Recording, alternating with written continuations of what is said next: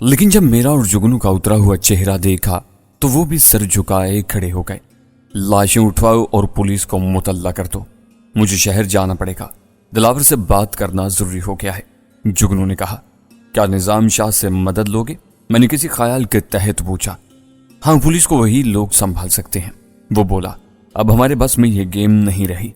वो बादामी के इस तरह जाया जाने पर सख्त शिकस्त खोरदा नजर आ रहा था। यह भी मुमकिन था कि काली लहर वालों के इस तरह फौरी और अचानक इसके डेरे पर हल्ला बोलने से जुगनू को भी अब उनकी ताकत का अंदाजा होने लगा था। मैंने लाशों का जायजा लिया, हाथ तो नहीं लगाया, मगर इस तरह देखा कि इनके हाथों को देख सकूं।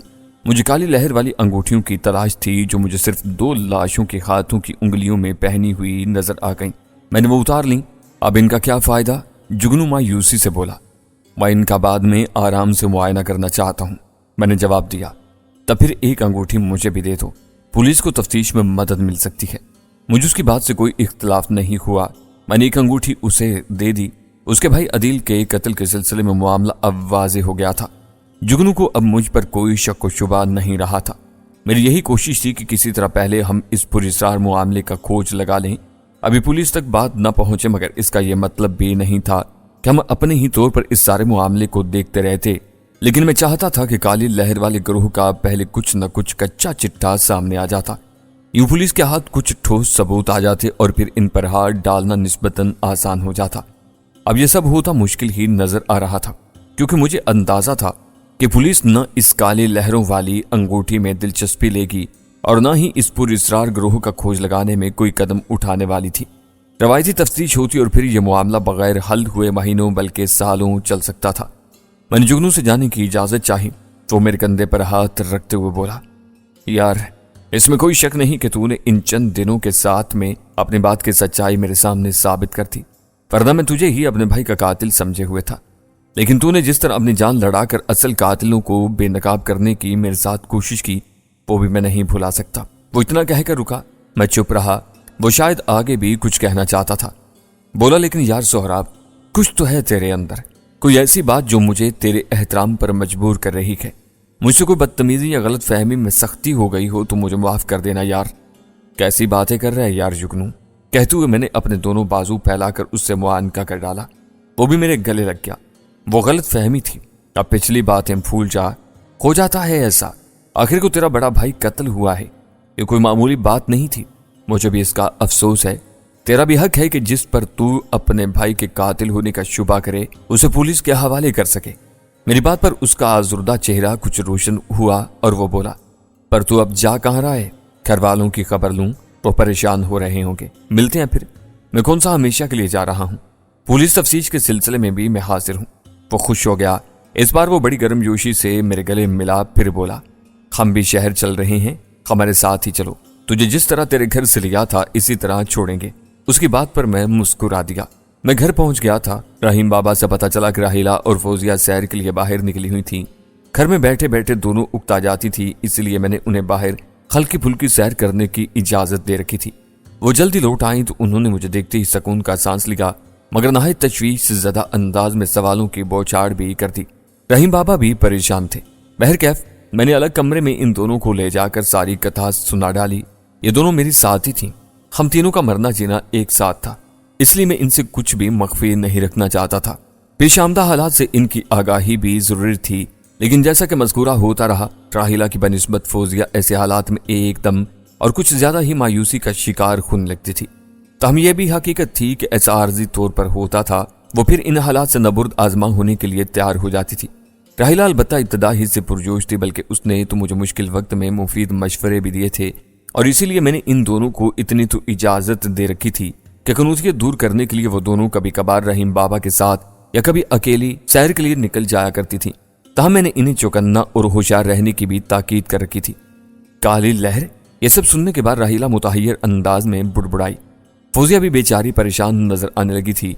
उसी लहजे में मुझसे बोली, तुम नित नए झगड़ों में क्यों पड़ रहे हो? अब न जाने ये कौन से लोग हैं, कोई खतरनाक गिरोह ही लगता है। मैंने मुस्कुराकर कहा, कोई नया झगड़ा नहीं है, हालात की सितम जरीफी है। देखा जाए तो ये सब एक जंजीर की तरह नथी हैं, मगर अब तुम पुलिस के जेरे तफ्तीश आ जाओगे। जी बरादरान ने पहले ही तुम्हारे खिलाफ पुलिस में وہ کوئی مسئلہ نہیں، میں نے راہیلہ کی بات کاٹ کر کہا۔ اللہ آزمائش کے ساتھ آسانیاں اور نئی راہیں بھی کھولتا ہے۔ ایک بڑے آدمی نظام شاہ کا گماشتہ جگنو میرا پکا یار بن چکا ہے۔ یہاں رہتے ہوئے مجھے تعلقات بھی بنانے ہوں گے۔ تم لوگ فکر مت کرو، سب ٹھیک ہو جائے گا۔ میں ذرا نگہت سے ملنے جا رہا ہوں۔ اس کے پاس کس لیے جا رہے ہو؟ فوزیہ نے مجھے چپتی ہوئی نگاہوں سے گھور کر کہا۔ اسی سلسلے میں اسے جگنو اور اس سارے نئے گورکھ دھندے کے بارے میں بتانا ہوگا۔ میں نے سنجیدگی سے کہا، اقبال کے بارے میں بھی دریافت کرنا ہے کہ وہ کب سیالکوٹ آ رہا ہے۔ فوزیہ تو قدرے مطمئن رہی، مگر میں نے راہیلہ کے چہرے سے محسوس کیا کہ وہ کچھ زیادہ مطمئن نظر نہیں آ رہی تھی۔ حالانکہ وہ زیادہ بہمت لڑکی تھی۔ پہلی بار میں نے اس کے چہرے پر ایک مایوس کن سی تشویش کی جھلک دیکھی تھی۔ اب شام گہری ہو چلی تھی۔ میں نے نگہت کے گھر کا رخ کیا۔ میں دروازے پر پہنچا تو ایک بائک کھڑی نظر آئی۔ گویا وسیم بھی اندر نگہت کے پاس موجود تھا۔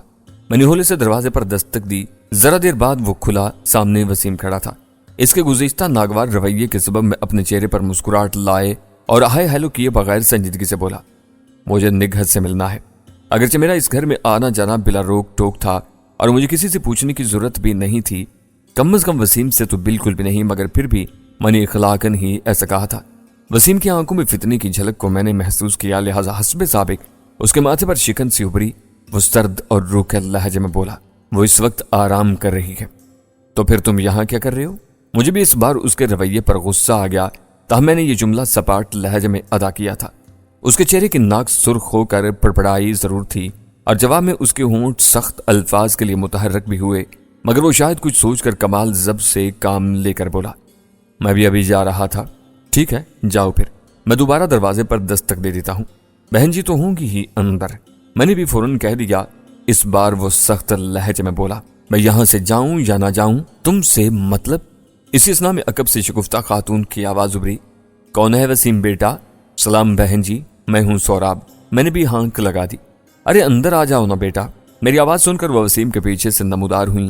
میں نے سلام کرتا ہوا ایک قدم آگے بڑھا۔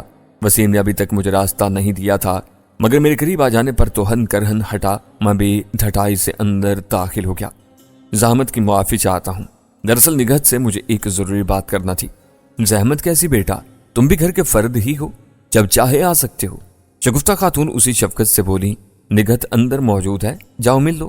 انہوں نے آخر میں اس کمرے کی جانب اشارہ کر دیا۔ میں کمرے کی جانب بڑھ گیا۔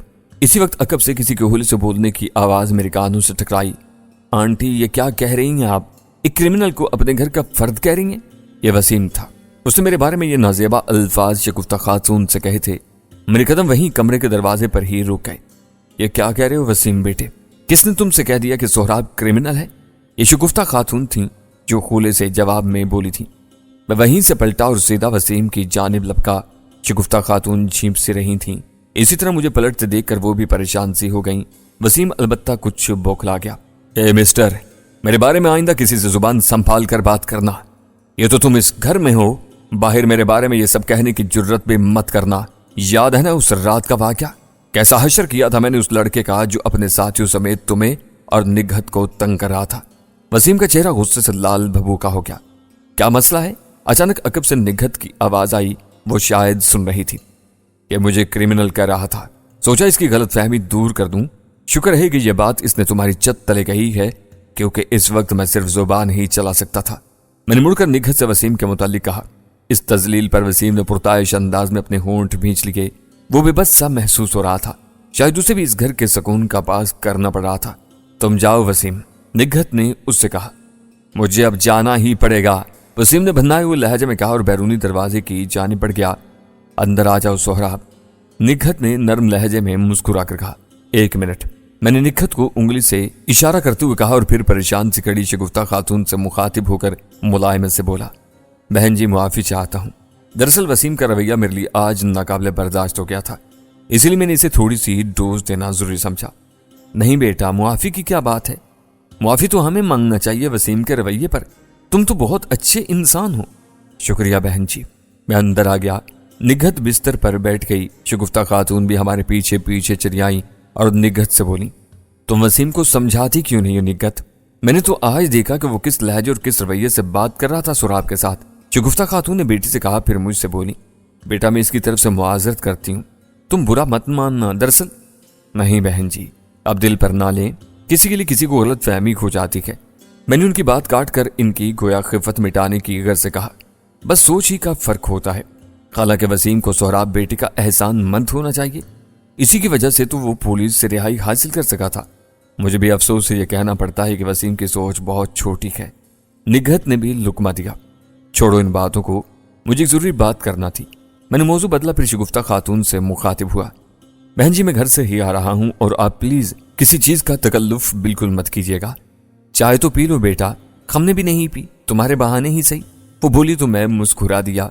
वो किचन में चली गई, मैं और निगहत कमरे में थे। इसकी तबीयत अब पहले से काफी बेहतर नजर आ रही थी। वो वसीम के मेरे साथ रवैये पर खिफत से महसूस कर रही थी। मेरे लिए ये मौजू फजूल था, इसलिए मैंने उससे फौरन ही मकसद की बात कर डाली। ओहो, क्या वाकई ये सब हो चुका है? वो हैरान सी हो गई। तुमने जुगनू जैसे अकड़ मिजाज आदमी को भी अपना दोस्त बना लिया, ये तो बहुत अच्छा हुआ। हाँ, तुम्हारा इन बातों से आगाह होना जरूरी था, लेकिन प्लीज अभी वसीम को इन सारी बातों की हवा तक मत लगने देना। मैंने उसे तंबीह की। वो मुस्कुरा कर बोली, लगता है वसीम की तरह तुम भी इसकी तरफ से किसी गलतफहमी में मुब्तला हो। ऐसी बात नहीं, मैंने संजीदगी से कहा, यह मामला बहुत हिसास है, बिलखसूस काली लहर वाली अंगूठी का। निगहत ने पुरसोच हुमकारी भरी। दर हकीकत मुझे वसीम के सिलसिले में कोई गलत फहमी नहीं थी, ना ही मैं ये चाहता था कि वसीम को भी मेरी तरफ से हो। अगरचे इन दोनों मां बेटी की खिफत मिटाने के लिए मैंने इनकी बात रख ली थी, जबकि मैं पहली ही मुलाकात में भांप चुका था कि वसीम पढ़ा लिखा होने के बावजूद एक तंग नजर और अनाद रखने वाला शख्स है। उसको मेरा यहाँ आना जाना और निगहत से मिलना कतन पसंद नहीं था। शौक तो मुझे भी नहीं था, मगर इकबाल के हवाले से मेरी ये मजबूरी थी। अब ताज़ा तरीन हालात के पेश नज़र ये और भी ज़रूरी हो चुका था। यही वजह थी कि मैं वसीम के खुद से इस्तवार रवैये को एक रकाबत की मंतकी तो झीज समझ कर इग्नोर किए हुए था। तुम ये बताओ कि तुम्हारे पप्पा कराची से कब आ रहे हैं? मैं असल बात की तरफ आते हुए बोला, पप्पा तो आ चुके। वो बोली, तुम्हें बताया तो था। हैं? कब? आज दोपहर की फ्लाइट से। तो मिलने गई? जाना था, लेकिन तुम्हारा इंतजार कर रही थी। वो क्यों? मैं चाह रही थी कि तुम भी मेरे साथ चलो उनके बंगले पर, यह भी कबल अज वक्त होगा। वो क्यों? पहले तुम मिलो और मेरे बारे में एक हद तक उनसे बात करके देखो। वो तुमसे मेरे बारे में क्या कहते हैं मुझे बताना, इसके बाद ही मैं कोई फैसला करूंगा। मैंने कुछ सोचते हुए कहा।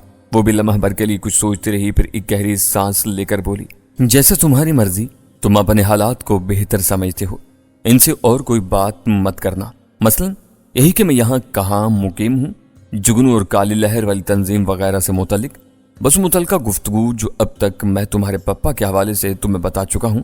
नीज सिदरा के बारे में भी बात कर सकती हो, तुम्हें तो उसके मुतल्लिक भी सब कुछ बता चुका हूँ।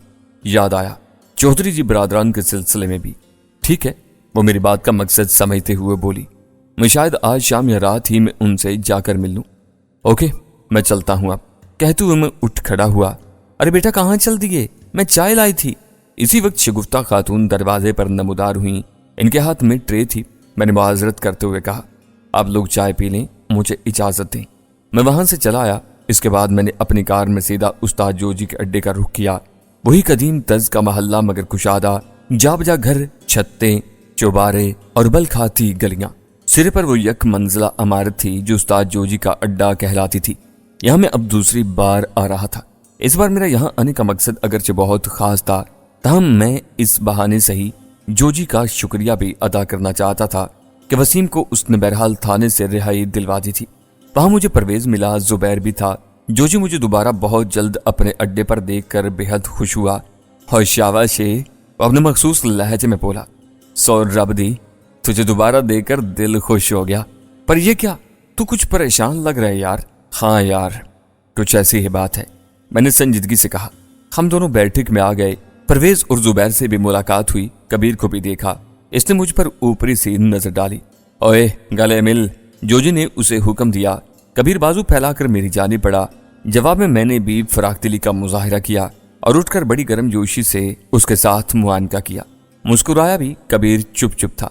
मैंने एक बात साफ महसूस की थी, कबीर की आंखों में और चेहरे से मुझे किसी अनाद या बोगस का तासुर तक नजर नहीं आया था। एक हल्की सी दोस्ताना मुस्कुराहट अलबत्ता मैंने जरूर उसके चेहरे पर उभरते देखी थी। खास जरा देर के लिए ही सही, वो कुछ झींपा झींपा सा था। खाए शाबाश है। जोजी कबीर पर एक नजर डालने के बाद मुझसे बोला, मैंने इसे बता दिया है कि अब तुम्हारा और मेरा क्या ताल्लुक बन चुका है। जोजी ने मेरा पर खासा जोर दिया था। इसका चेहरा कबीर की जानिब ही था। मैंने कबीर की तरफ देखकर कहा, कबीर मुझे माफ कर देना यार, इस रोज हाथ कुछ ज्यादा जोर का पड़ गया था। हाथ हाथ ही होता है मेरी जान, जोर का भी लग जाता है। यह हाथ दिखाने और हाथ खाने वाले पर मुनहसर है। जोजी बोला, अब इसकी हैसियत मेरे आम आदमियों की सी है, अब ये मेरा नायब नहीं रहा। नहीं जोजी, मैंने फौरन उसे टोक दिया, एक छोटी सी बात और एक छोटे से मुकाबले में इतना बड़ा फैसला मुनासिब नहीं। जोजी मेरा चेहरा तकने लगा। कबीर भी मेरी तरफ देख रहा था। इसमें कोई शक नहीं कि कबीर एक अच्छा फाइटर है, मगर कोई खास लम्हा या वक्त ऐसा होता है कि एक जरा सी चूक बड़े से बड़े पहलवान को भी जमीन बोझ कर डालती है। मैं खुल के कहूंगा कि इसमें एक इत्तिफाक का भी दखल होता है। मैं कबीर को दोबारा इसी हैसियत से यहां देखना चाहूंगा जिस हैसियत से वो पहले ही यहां था। मैंने अपनी बात मुकम्मल कर ली। कबीर के चेहरे पर एक खुशगवार सी हैरत थी। वो मेरी तरफ बड़ी ममनून नजरों से देख रहा था। एकदम खरा आदमी है तू यार सोराबे, जोजी बोला। बहुत अरसे बाद किसी आला ज़र्फ और साफ गो आदमी से पाला पड़ा है, वरना तो ससुरे आज तक मारा मारी वाले ही टकराते रहे हैं। तेरी इन बातों ने मेरे दिल में तेरी कदर कीमत और बढ़ा दी है। मुझे ये कहते हुए उसने कबीर की तरफ देखा। सुन रहा है ना तू, तेरा मान रख लिया सुराबे ने, क्या शुक्रिया अदा नहीं करेगा इसका? अपने उस्ताद की बात सुनकर वो मेरी जानिब मुतवज्जा हुआ तो मैंने हाथ उठाकर कहा, नहीं इसकी जरूरत नहीं कबीर, शुक्रिया की क्या बात है इसमें। कबीर के चेहरे की झींपी हुई रंगत अब एक बशाशत में बदल गई थी। जुबैर और परवेज भी उसकी जानिब देखकर मुस्कुराने लगे। ओए और कुछ खाने पीने का बंदोबस्त कर, अपना यार आया है। जोजी को जैसे अचानक याद आ गया। परवेज ने जुबैर से कुछ कहा और वो बाहर निकल गया। तो बता रहा था कि कोई परेशानी है? जोजी अब संजीदगी के साथ मुझसे मुखातिब हुआ। कबीर और परवेज पास की बेद वाली कुर्सियों पर विराजमान हो चुके थे। मैंने इनकी जानिब देखा। जोजी मेरा इशारा समझ गया और इन दोनों को जाने का इशारा कर दिया। कबीर को रहने दो यहाँ, मैंने कहा। परवेज बाहर चला गया। ऐ शाबाशे, कबीर से तेरा लगता है याराना पक्का हो चला है, जोजी मानी खेज मुस्कुराहट तले बोला।